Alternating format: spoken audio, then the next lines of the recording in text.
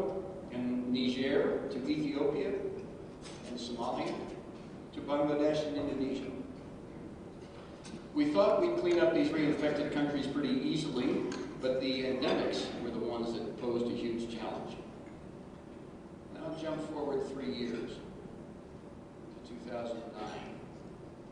Total cases, 1,604 compared to 1997 in 2006. Still four, the same four, endemic countries, accounting for 1,256 cases, and some 19 reinfected countries accounting for 348 cases. Clearly, the program was failing in reaching that last 1%. So what did we do? The we now being the core partnership of the World Health Organization, Rotary, Centers for Disease Control, and UNICEF. What did we do? In the last half of 2009, we began the implementation of new strategies with new tools in a new last-ditch attempt to deal with the 1%, holding local governments more accountable, targeting high-risk districts and blocks, mobile population strategies, a new bivalent vaccine, and I could go on.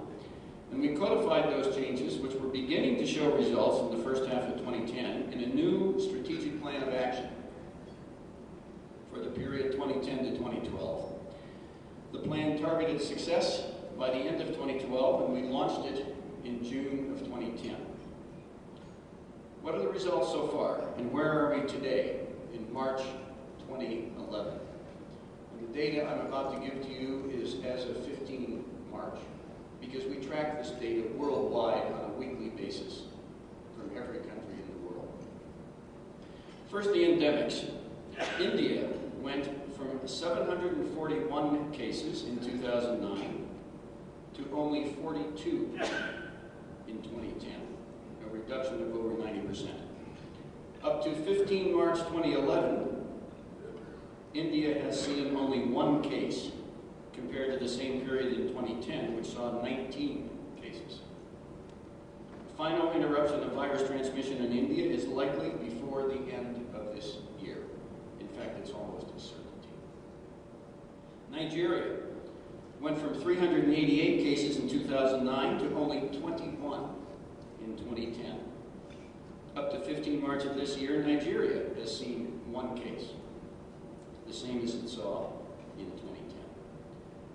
We are close to the final interruption of transmission in Nigeria, although to be frank, we're not as close as we are in India.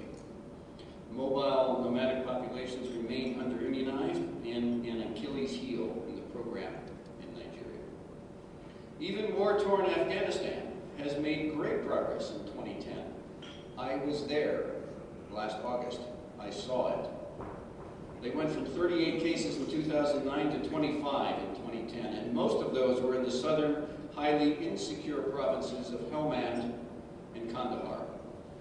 Up to mid-March, Afghanistan had seen only one case compared to 7 in the same period of 2010. So 3 out of the 4 endemics are doing very, very well. And now I come to the 4th. Saving the most problematic endemic country for last, Pakistan, the news is not so good. Again, I spent most of the last 2 months in Pakistan, in Islamabad, in Karachi, in Peshawar, in Quetta. Cases went from 89 in 2009 to 144 in 2010, and 2011 is going to be worse. Up to mid-March, we've had 15 cases in 2011 compared to 10 in 2010. We will almost certainly see a greater number of cases in 2011 than we saw in 2010. Much has to be changed to turn around Pakistan. It is today our biggest challenge. Regarding the non-endemic countries, a comparison of 2009 to 2010 at first glance looks terrible. 2009's 348 cases in 19 countries, compared to 1,062 cases in 16 countries in 2010, the highest number in the last 10 years. So are we failing again? The answer is no.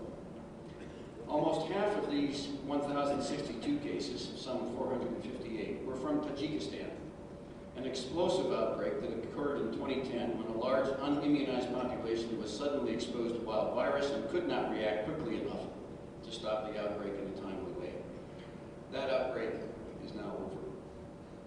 An additional 384 cases occurred in the Republic of Congo in another explosive outbreak that caused a high number of deaths, something that is very unusual today.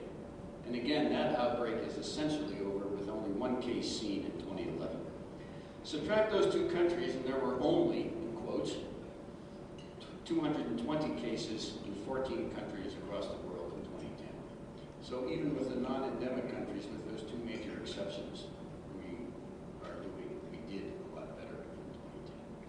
But again, let us be frank, this does not mean that our problems in the reinfected countries are over. Angola, Chad, and the Democratic Republic of Congo are reinfected countries with continuing reestablished virus transmission. These three countries are likely to be deemed off track when the Independent Monitoring Board, or IMB, for the Global Polio Eradication Initiative meets at the end of this month. Because there are specific indicators that must be met for all the world's countries. These indicators are timed to achieve global interruption of transmission by the end of 2012. So three countries almost certainly will be deemed off track, plus, of course, our big problem of Pakistan. So to conclude, are we 99% there? The answer is yes. Is the virus winning in the remaining 1%? The answer is no. But it's a no but.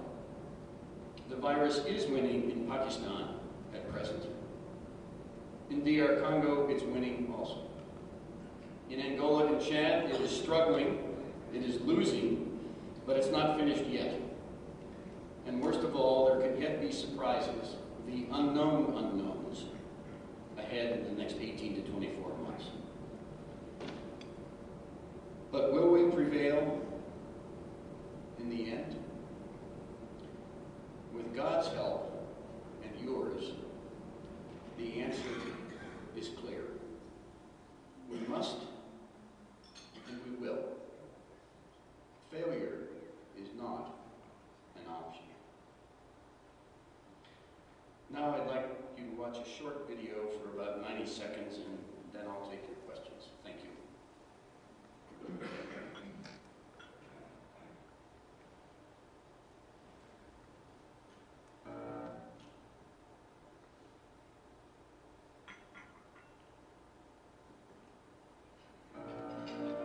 If you were an athlete, you would never run only 99% of a race. An astronaut wouldn't fly only 99% of the way to the moon. And a firefighter would never put out just 99% of a fire. The world is to be commended. Through cooperative, strategic, and aggressive actions, we've been able to reduce the global threat of polio by 99%. Now, it's time to finish the job. At this moment in history, we have the know-how, the tools, the vaccines, the people, and the will to end the threat of polio. We know the reasons to act. We know the consequences if we don't. We must find the resources to finish what we've started. Every last child deserves a polio-free world.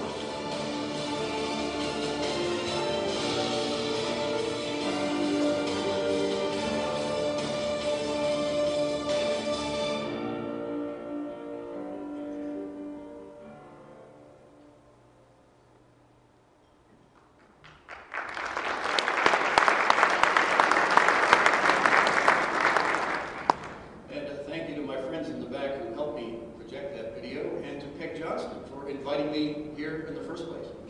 I think we have about 4 minutes for questions, so let's keep the questions in bullet form and I'll try to answer them in bullet form.